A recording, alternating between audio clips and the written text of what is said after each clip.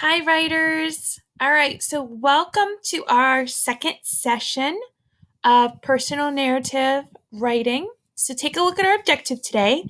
Today, we will begin writing our personal narratives. So we're going to take those lists that you started and we're going to choose one of those topics and begin drafting today and really developing our ideas.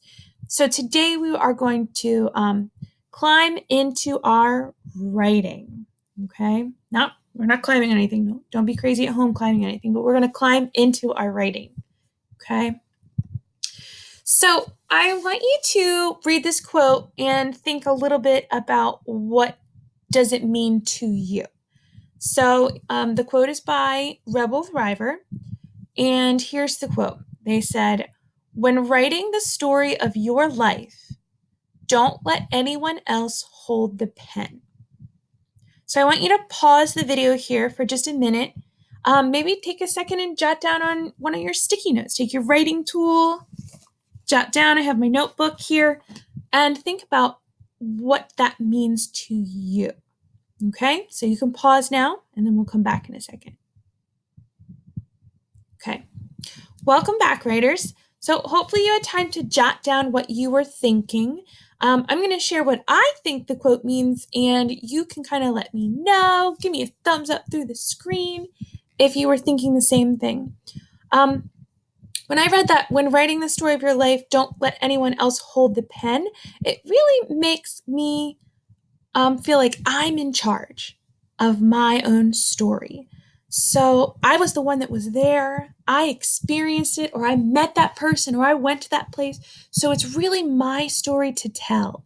And I need to make that reader, that person reading my writing, feel like they were there with me in that moment, right? In that turning point we were talking about. So I'm really the one in control. When you hold your writing tool, okay, you are in control of it. So, writers, let's take that idea and I'm going to let you in on a little secret. So, here's the secret. To be a good writer, any professional writer out there will tell you, your job is not just to tell them what's happening, but to show them what happened through your words. Okay? And we can do that with vocabulary and detail and really bringing that moment alive. So there's two things I'm going to share with you.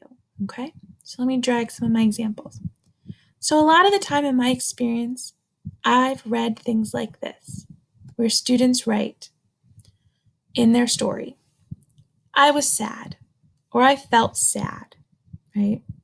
You can raise your hand out there if you've ever written that. "I felt sad."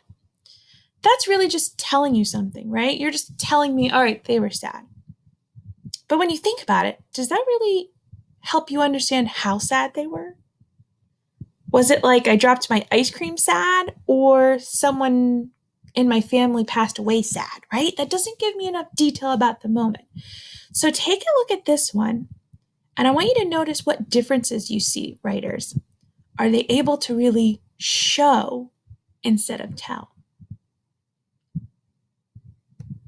Okay, so here's, instead of saying I was sad, this writer said, "I brushed a tear away with the back of my hand and bit my lip to keep it from quivering."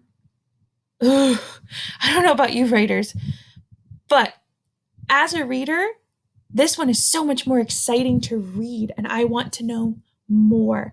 I feel like I was there next to them. Like when I read that, it made me want to reach out and like hug that person, be like, everything's okay, because I could really feel how sad they were. They're brushing their tear away. Their lips kind of doing that like quivering, right? Because they're about to like full blown tears everywhere crying. This one really shows what happens in the moment. And we as writers, we have to do that. We have to bring those stories to life with those details. So, how do I connect it to my own writing? Where do I start, right? So, I start with my list, the list that we made earlier of those first time, last time, or the time.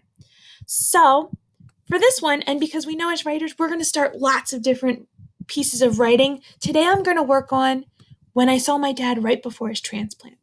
Okay, that's the one I've decided on. So I jotted down some of the details, and this was on my list of what things that I noticed. I noticed that in the